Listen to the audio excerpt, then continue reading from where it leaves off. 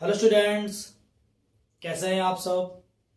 आज हम पढ़ने वाले हैं 10th मैथमेटिक्स में त्रिकोणमिति का परिचय लेक्चर 2। लेक्चर 1 में हम लोगों ने पढ़ा था कि त्रिकोणमिति शब्द का क्या मतलब होता है, समकोण त्रिभुज क्या होता है, समकोण त्रिभुज में लंब कर्ण आधार भुजाओं को कैसे पहचानते हैं, पाइथागोरस थ्योरम क्या होता है जिसमें हमने पढ़ा था कि कर्ण का वर्ग इक्वल टू क्या होता है, आधार का वर्ग प्लस लंब का वर्ग। ठीक है, हमने पढ़ा था त्रिकोणमितीय अनुपात के बारे में, जैसे साइन, कॉस, टैन, कॉसेक, सेक और कॉट के बारे में। आज हमको पढ़ना है लेक्चर 2 जिसमें हम पढ़ेंगे एक्सरसाइज 8.1। ठीक है, लेकिन एक्सरसाइज सॉल्व करने से पहले थोड़ा सा रिमाइंड कर लेते हैं ताकि इसके क्वेश्चन हमको आसानी से बन जाएं, आसानी से सॉल्व हो जाएं। ठीक है, तो चलिए देखते हैं। हमने पढ़ा था समकोण त्रिभुज के बारे में, जिसमें मैंने आपको बताया था कि कोई भी समकोण त्रिभुज तब कहा जाएगा जबकि उस त्रिभुज का कोई एक कोण कितना हो, 90 अंश का हो, 90 डिग्री का हो, जैसे कि ये। ठीक है, पहचान लिया आपने। अब किसी भी समकोण त्रिभुज में किसी कोण के संदर्भ में भुजाओं के नाम होते हैं। 3 भुजाएं होती है, एक आधार होता है, लंब होता है और कर्ण होता है। इसको पहचानने का तरीका मैंने आपको बताया था कि कोण के सामने की भुजा, जैसे अगर कोण ए की बात करेगा तो ए के सामने जाना है, कोण सी की बात करेगा तो सी के सामने जाना है। कोण के सामने की भुजा को बोलेंगे लंब। जैसे कोण ए ये है तो कोण ए के सामने हो जाएगा लंब। ठीक है, और जो भुजा लंब वाली भुजा के साथ मिलके 90 अंश का कोण बनाएगा, या आप ये कह सकते हैं कि जिन भुजाओं के बीच का कोण 90 अंश होगा तो एक तो लंब हो जाएगी, दूसरी वाली हो जाएगी आधार। तो इस केस में इसको बोल देंगे आप आधार। ठीक है, और 90 अंश के कोण के सामने की भुजा हमेशा कर्ण होती है। क्या होती है? कर्ण होती है। ठीक है, यह आपने सीखा था। ठीक है, यह आपने पहचान लिया।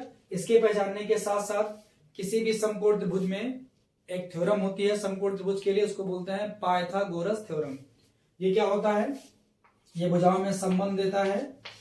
कर्ण का वर्ग बराबर होता है आधार का वर्ग, ठीक है, और प्लस लंब का वर्ग। ये आपने सीखा था कि किसी भी समकोण त्रिभुज में कर्ण का वर्ग बराबर क्या होता है? आधार का वर्ग प्लस लंब का वर्ग। ठीक है, अगर यहां से हम आधार निकालना चाहें तो क्या हो जाएगा? यहां से हो जाएगा आधार का वर्ग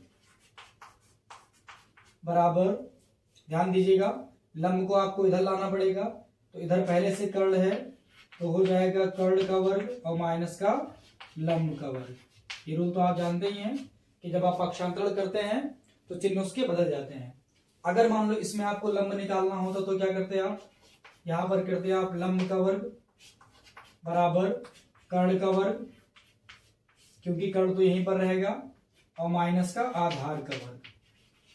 ठीक है, ये आपने सीखा था। इसको बोलते हैं पाइथागोरस थ्योरम, जिसमें हम किसी अज्ञात भुजा को ज्ञात करते हैं। इन तीनों फार्मूले में आपको 2 भुजा पहले से पता होगी और तीसरी आपको ज्ञात करनी होगी। मेन फार्मूला इसका ये है, कर्ण का वर्ग बराबर लंब का वर्ग प्लस आधार का वर्ग। ये आपको याद होना चाहिए। इतनी बात क्लियर है। इसके बाद हम लोगों ने पढ़ा था त्रिकोणमितीय अनुपात के बारे में, जो कि 6 टाइप के होते हैं। हम कोण ए के रिस्पेक्ट में इनका मान निकालना चाहें तो पहले तो इनका नाम सुन लो। ठीक है, एक होता है साइन, शॉर्ट फॉर्म बता रहे हैं, एक होता है कॉस, एक होता है टैन, एक होता है कॉसेक, एक होता है सेक, और होता है ये कॉट। ठीक है, ये हमारे पास 6 त्रिकोणमितीय अनुपात होते हैं। अब अगर हम कोण ए के लिए इन त्रिकोणमितीय अनुपातों को निकालना चाहें तो सब में आप ए लगा देंगे। ए ए ए ए, यहां भी ए और यहां भी ए। कहने का मतलब कोई भी त्रिकोणमितीय अनुपात किसी कोण के लिए निकाला जाता है। समझ लेते हैं कि इनका अनुपात होता क्या है। ठीक है, चलिए समझते हैं। सबसे पहला हमारा है साइन। तो अगर हम ए की बात करेंगे तो हम केवल साइन की पहले बात करते हैं। ए तो हो गया यहाँ पे अब कोण ए के हिसाब से आप भुजाओं का नाम दे देंगे, लेकिन अगर साइन है तो हमेशा लंब बटे कर्ण होगा। क्या होगा? लंब बटे में कर्ण। इसको हमने अच्छे से पढ़ा हुआ था, मैं बस थोड़ा सा इसको याद दिला दूं। ठीक है, साइन के बाद क्या था हमारा? कॉस था। अगर कॉस ए होगा, ये हो जाएगा आपका आधार बटे में कर्ण। क्या हो जाएगा? आधार बटे में कर्ण। ठीक है, अगला हमारा क्या था? tan होगा, तो ये हो जाएगा लंब बटे में आधार। ठीक है, अगर आपने इसका पार्ट 1 देखा है तो बहुत अच्छी बात है, आपको समझ में आ रहा होगा। अगर मान लीजिए आपने नहीं देखा है तो मेरा सजेशन है आपके लिए, पहले आप पार्ट 1 इसका देख लीजिए, फिर आप यहाँ देखिए, ताकि यह और बेहतर तरीके से आपको समझ में आए। ठीक है, बाकी इसके अलावा जो इसके और 3 होते हैं, जैसे कि ये कॉसेक, सेक और कॉट, तो आपने वहां सीखा था कि कॉसेक जो है वो साइन का रेसिप्रोकल है, मतलब व्युत्क्रम है। तो जो मान साइन का है उसका पलट दो, मतलब उसका उल्टा मान निकाल लो। इस केस में कर्ण को ऊपर कर दो, लंब को नीचे, वो मान किसका हो जाएगा? कॉसेक का। कॉस किसका रेसिप्रोकल है? सेक का। इसका मतलब है कि जो मान कॉस का है या जो अनुपात कॉस का है उसका रेसिप्रोकल निकाल लो, उसको रिवर्स कर दो। रिवर्स का मतलब यहां पर ये हुआ कि जो आधार है, सॉरी, जो उसका हर है उसको अंश में कर दो, और जो अंश है उसको हर में कर दो, मान मिल जाएगा। बिल्कुल उसी प्रकार से tan जो होता है वो कॉट का रेसिप्रोकल है। इसका मतलब है कि जो मान tan का आएगा उसका आप निकाल लो व्युत्क्रम, किसका मान मिल जाएगा आपको? कॉट का मान मिल जाएगा। ठीक है, इस तरह से इन भुजाओं को आप याद कर लेंगे। फिर मैंने इनको याद करने का आपको ट्रिक बताया था। वो ट्रिक क्या था? देखें जरा। वो ट्रिक इस तरीके से था, जिसमें मैंने आपको केवल 6 लेटर बताए थे, L, A और L बटे में K और A। ये आपने सीखा था। L बटे K, A बटे K, L बटे में A, जिसमें L स्टैंड्स फॉर लंब, A स्टैंड फॉर आधार, और फिर यहां पर लंब, और K स्टैंड फॉर कर्ण। मतलब L है लंब के लिए, K है कर्ण के लिए, A है आधार के लिए। तो लंब बटे कर्ण, आधार बटे कर्ण और लंब बटे में आधार, ये हो जाएगा साइन। मान लो थीटा की बात करते हैं, एंगल थीटा लेते हैं साइन थीटा के लिए। देखिए यहां पर ध्यान रखना है किस एंगल की बात हो रही है। तो चूंकि हम लोग ए यहां मान चुके हैं तो मैं यहाँ ए नहीं ले रहा हूं, मैंने कोई एंगल मान लिया थीटा। तो यहां हो जाएगा साइन थीटा, यहां हो जाएगा कॉस थीटा, और यहां हो जाएगा ये टैन थीटा। ये याद करने का आसान ट्रिक है, बिल्कुल इजी है। L A L बटे K K A, लंब बटे कर्ण, आधार बटे कर्ण और लंब बटे में आधार। अब मान लो ये 3 तो आपने याद कर लिया एक क्रम में, साइन कॉस टैन। अब इनका व्युत्क्रम जो है कॉसेक, सेक, कॉट, उनको याद करना है। तो बिल्कुल सिंपल है, साइन का रेसिप्रोकल या व्युत्क्रम क्या होता है? कॉसेक। तो इसका व्युत्क्रम कर दो, मतलब हो जाएगा कर्ण बटे में लंब। क्या हो जाएगा? कर्ण बटे में लंब। ये मान किसका हो गया? ये मान हो गया कॉसेक का। लिख दें? बिल्कुल लिखे दें। ठीक है, अगला क्या हो जाएगा हमारा? आधार बटे में कर्ण है तो हो जाएगा कर्ण बटे में आधार, तो K बटे में A हो जाएगा। ये मान किसका हो गया? ये मान हो गया हमारा सेक का। ठीक है, अगला क्या हो जाएगा? लंब बटे आधार है, आधार बटे में लंब, मतलब A बाई में L, ये हो जाएगा कॉट का। समझ गए? थीटा ही लीजिए क्योंकि थीटा हमने लिया है, तो यहाँ लिखिए आप थीटा, यहां भी आपको लिखना होगा थीटा और यहां भी लिखना होगा थीटा। समझ गए? ये आसान था। इस तरह से हमने सीखा था कि साइन, कॉस, टैन, कॉसेक, सेक और कॉट को कैसे याद रखना है। ठीक है, ये हमने पढ़ा था लेक्चर 1 में। आज हम पढ़ने वाले हैं एक्सरसाइज 8.1। लेकिन एक्सरसाइज 8.1 को, इसको नोट किया आपने? वीडियो पॉज करके नोट कर लीजिए। अगर आप इसका लेक्चर 1 नहीं देखे हैं तो देखे हैं तो वहां मैंने इसको बताया है डिटेल में। तो मेरे पास एनसीईआरटी की बुक है, इसका एग्जाम्पल नंबर 5 है, पेज नंबर 199।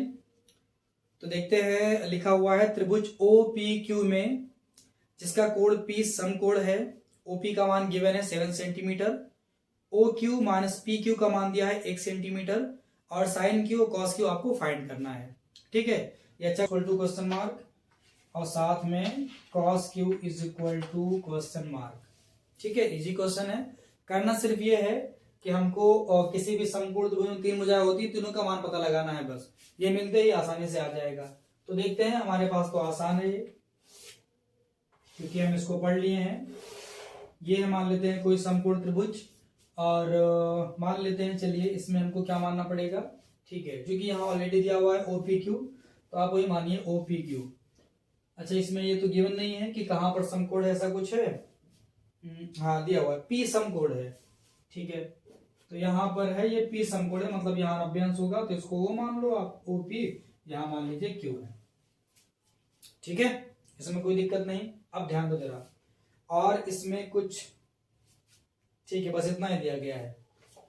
तो OP की वैल्यू 7 सेंटीमीटर है, यहाँ देखो OP है ये 7 सेंटीमीटर, मैंने यहाँ कर दिया, ये हो गया हमारा 7 सेंटीमीटर, ठीक है। अब जरा देखो, ये वैल्यू आपको गिवन है, कौन सा, OQ minus PQ, sine Q cos Q निकालना है, मतलब Q का मतलब इस कोण के लिए आपको ध्यान रखना है, इस कोण की बात हो रही है, यहाँ पर कोण विशेष है, कोण का महत्व है, कोण को ध्यान रख के ही आप किसी त्रिकोणमितीय अनुपात का मान निकालेंगे, बहुत ध्यान देना है। ऐसे नहीं कि ऐसे बना त्रिभुज तो आपने इसका निकाल दिया, ऐसे नहीं करना है। ये मैं शुरू से फोकस कर रहा हूं कि यहाँ पर कोण का बहुत महत्व है, जिस कोण के बारे में बात करेगा उसी का मान आपको निकालना है, और उसको ध्यान में रख के ही समकोण त्रिभुज में आपको भुजाओं के मान लिखने हैं, या भुजाओं के बारे में जानकारी लेना है कि लंब कौन से भुजा है, कर्ण कौन से भुजा है, आधार कौन से भुजा है, ठीक है, इतनी बात क्लियर है। तो चलो देख लेते हैं इसको। तो क्या करेंगे इसके लिए हम, हमारे पास OP की वैल्यू केवल गिवन है, समकोण त्रिभुज है, ये वैल्यू गिवन है, तो ठीक है, हम लोग यहां से स्टार्ट करते हैं। इसको मान लो इक्वेशन नंबर फर्स्ट, हम क्या करेंगे, इसके दोनों पक्षों का वर्ग करते हैं, कुछ मिलेगा यहां से, बिल्कुल मिलेगा। तो जरा देखो, यहां लिखे दे रहे हैं, समीकरण 1 का वर्ग करने पर, क्या करने पर, वर्ग करने पर किया जाए, करते हैं, चलो क्या हो जाएगा, ये हो जाएगा OQ माइनस PQ का whole of square is equal to कितना, 1, 1 तो 1 का स्क्वायर, क्योंकि जब भी आप किसी इक्वेशन का स्क्वायर करते हैं तो दोनों साइड का आपको स्क्वायर करना होगा, हमने कर दिया। अब यहाँ देखो, यहाँ हो जाएगा A माइनस B का होल ऑफ का स्क्वायर का फॉर्मूला, और 1 का स्क्वायर 1 होता है, तो यहाँ क्या हो गया, यहाँ हो गया OQ का स्क्वायर प्लस, ध्यान दीजिएगा, ये हो जाएगा PQ का स्क्वायर माइनस 2 OQ और इनटू में PQ, ठीक है, इक्वल टू 1 का स्क्वायर कितना हो जाएगा, 1 हो जाएगा। जरा ध्यान दो, अगर हम इस समकोण त्रिभुज की बात करें, इसमें हम अप्लाई करें पाइथागोरस थ्योरम, तो क्या हो जाएगा, तो आप कहेंगे सर इसमें ये तो, अच्छा इस कोण की बात करेगा तो ये तो हो जाएगा लंब, ये हो जाएगा आधार, ये हो जाएगा कर्ण, तो मैं लिखे दे रहा हूं, ये हो गया कर्ण, ये हो गया आधार, और ये हो गया लंब, ठीक है, कोई दिक्कत नहीं है। तो हमको पता है कि समकोण त्रिभुज में पाइथागोरस थ्योरम क्या होता है, कर्ण का वर्ग बराबर आधार वर्ग और प्लस लंब वर्ग, यही होता है, ठीक है।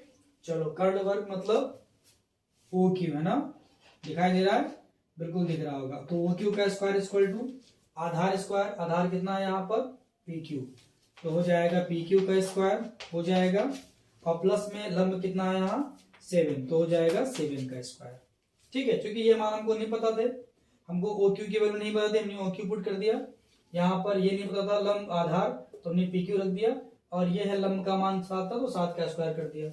अब ध्यान दो जरा, क्या यहाँ कहीं पर OQ दिख रहा है, बिल्कुल दिख रहा है ये, तो हम क्या करेंगे, OQ स्क्वायर की वैल्यू इतनी पुट कर देंगे, यहाँ पे पुट कर दें, ठीक है, कुछ काम बनेगा, बिल्कुल बनेगा।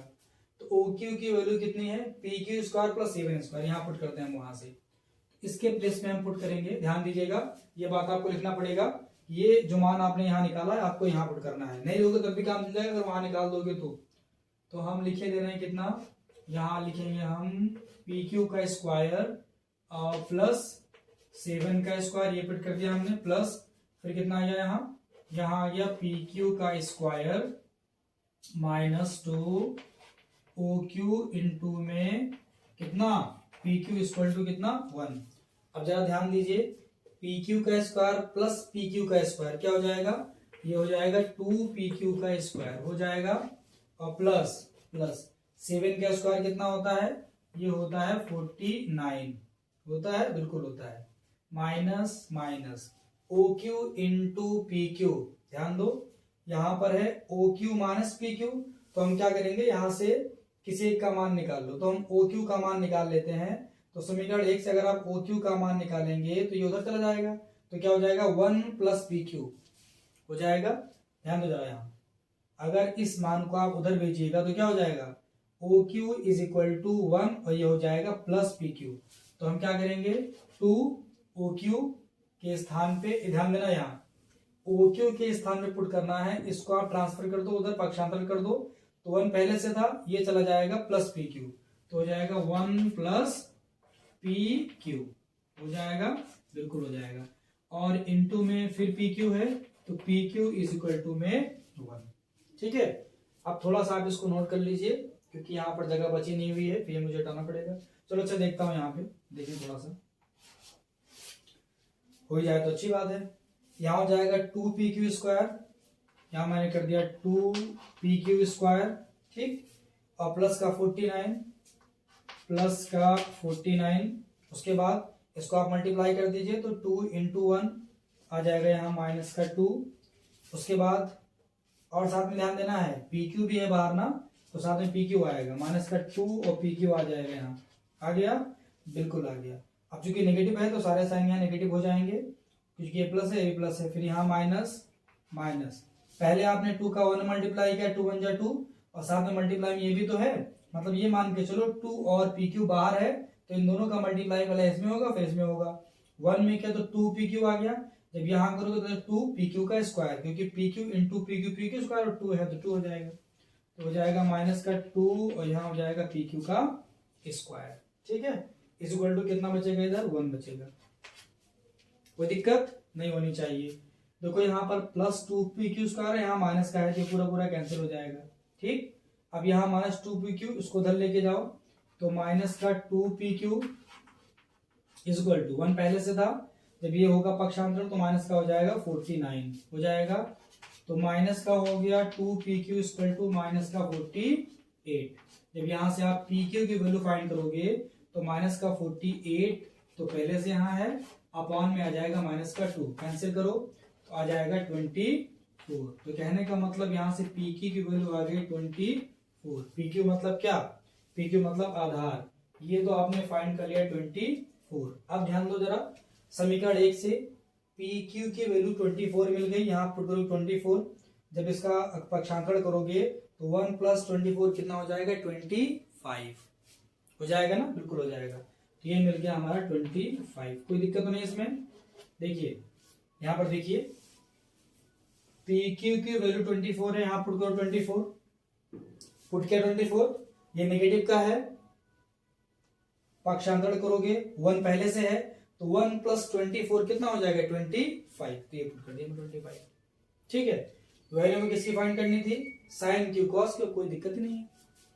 साइन क्यू क्या हो जाएगा, लंब बटे कर्ण होता है, क्या होता है लंब बटे कर्ण, यहां पर क्यू है, इस क्यू के लिए लंब ये है और कर्ण ये है, तो लंब बटे कर्ण क्या हो जाएगा 7 बटे में 25। चलो मैं यहां लिखे दे रहा हूं, अब आपको फाइंड करना है साइन क्यू। अब कोई भी मान बोले सारे के सारे मान आप फाइंड कर सकते हैं, लंब बटे कर्ण होता है साइन, तो इस कोण के लिए लंब हो जाएगा 7, तो यहां आपने पुट कर दिया 7 बटे में कर्ण कितना है 25 लिख दिया।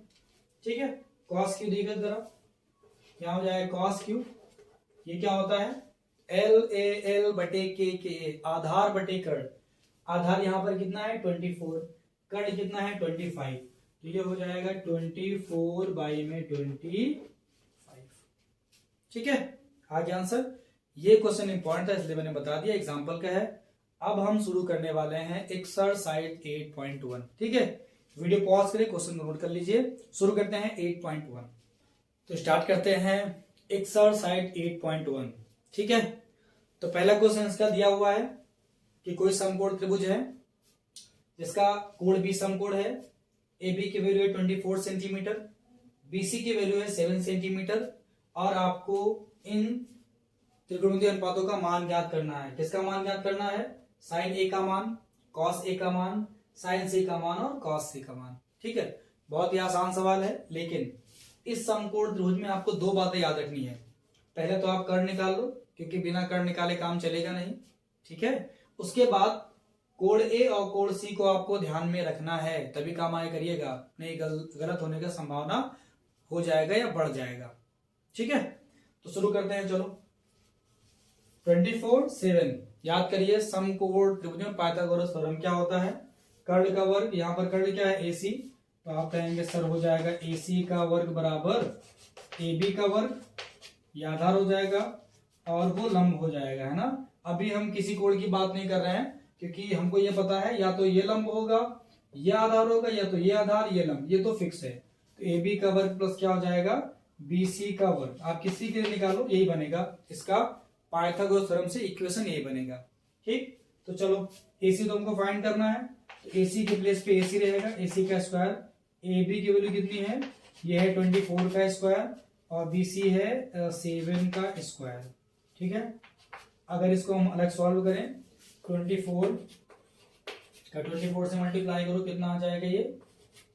ये आ जाएगा 8, ये आ जाएगा 4, 6, ये कितना आएगा?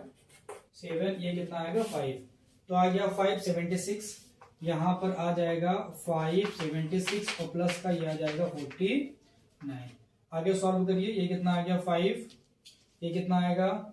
7 और 4 में 13, 1 14 आ जाएगा, और यहाँ 5 है, यहाँ जाएगा 6, तो आ गया यहाँ पे AC का स्क्वायर इक्वल टू 600, नहीं कितना होना चाहिए यहाँ पे? देखिए 9 6 15, सॉरी, यह जाएगा 625, है ना। 625 होता ही है, देख रहे हो दिमाग कहाँ जा रहा है मेरा। तो AC का इक्वल टू हो जाएगा स्क्वायर रूट 625। जब आप इसको आगे सॉल्व करिए तो ये कितना आ जाएगा? 25, क्योंकि 25 का स्क्वायर होता है 625, तो AC की वैल्यू आ गई 25, तो यहाँ आप पुट कर दीजिए 25, ठीक है। तो पहले तो आपको ये काम करना है, जैसे आप ये काम कर लेंगे सारा काम आसान हो जाएगा। चलो जैसे अब फटाफट यहाँ पर आते हैं, हमको निकालना है, मान लेते हैं साइन A की वैल्यू। तो अब जरा ध्यान से देखो, कोण A की बात कर रहा है, कोण A देख रहे हैं, और कोण के रिस्पेक्ट में आपको बताना होता है ना। इसी के रिस्पेक्ट में हमको बताना है कि लंब का आधार क्या है। हमको ये तो पता है कि जो साइन है वो लंब बटे कर्ण होता है, याद करो L बटे K लंब बटे में कर्ण साइन होता है। लेकिन इस कोण के लिए लंब ये वाली भुजा हो जाएगी ना, कौन सी भुजा हो जाएगी? BC। क्यों हो जाएगी? क्योंकि ये कोण के सामने वाली भुजा है, और हमको पता है कोण के सामने की भुजा लंब होती है, तो यहाँ पर ये हो जाएगा लंब, और समकोण के सामने कर्ण होता है, हो जाएगा कर्ण। तो लंब बटे कर्ण कितना आ गया? 7 बटे में 25 हो गया। कितना आ गया? 7 बटे में 25 आंसर। ऐसे कॉस A का आप खुद निकालिएगा, मैं बता रहा हूँ साइन C का। तो ये हो जाएगा साइन C इक्वल टू, आप देखो जरा, आ जाओ कोण C पे, आ गए यहाँ पे। इस बार कोण C के बारे में बात हो रही है, तो कोण C के लिए AB हो जाएगा लंब। क्यों? क्योंकि इस बार AB कोण C के सामने है, और हमको पता है कोण के सामने की भुजा लंब, ठीक है।